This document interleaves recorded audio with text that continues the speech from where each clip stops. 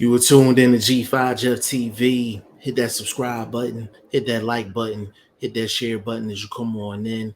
I need for y'all to go to G5JeffTV.com and join the Boxing Prediction Fantasy League. It's the hottest boxing prediction fantasy league on the planet. We got cash prizes for first place, second place, third place. We got head to head, all of that. Now, if you're registering and you're new, don't worry about the points right now. You're going to have plenty of opportunities to go in and actually make up the points. But as you can see, we got the scoreboard right there. I need for y'all name to be on that scoreboard. So definitely go to G5JeffTV.com and join the Boxing Prediction Fantasy League. Now, what is next for Luis Ortiz? Now, he lost a decision against Andy Ruiz. Luis Ortiz was eating a lot of canvas, a lot of chin glass was all over the place during this fight. And I predicted that he was going to get knocked down in this fight. I really had some questions about his chin.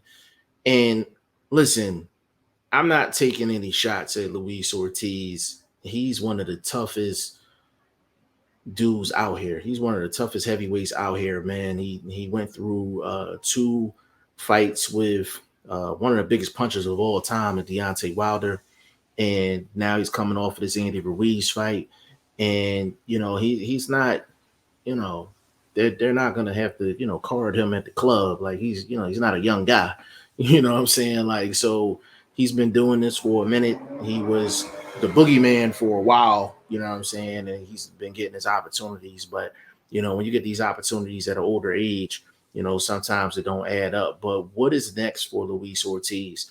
Do you think he should retire? Me personally, I don't think so. I think they do have to make a decision on him on whether they are going to continue to go the PBC route with him or let him go across the street and get some opportunities across the street against some of those guys, like kind of like what Al Heyman did with Danny Jacobs.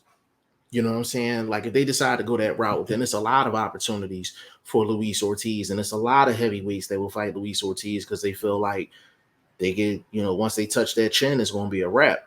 Now, if they keep it on the PBC side and they don't send them across the street, I have 4 names in mind, depending on how they're trying to bring them back. If they're trying to bring them back with a big bang,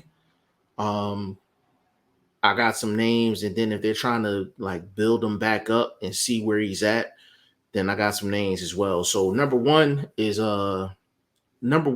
I would say Johnny Rice. Johnny Rice, that's a Boxing First Vlogs guy. Big shout out to Boxing First Vlog. But I think Johnny Rice and Luis Ortiz will be a great matchup.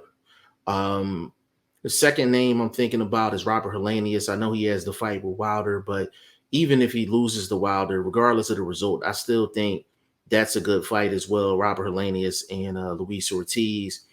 Now, these 2 names I'm getting ready to mention are names to see where Luis Ortiz is at, like in terms of, is he like truly on gatekeeper status, or can he still be a contender? So keeping it on the PBC side, the third name I'm thinking is Michael Coffey.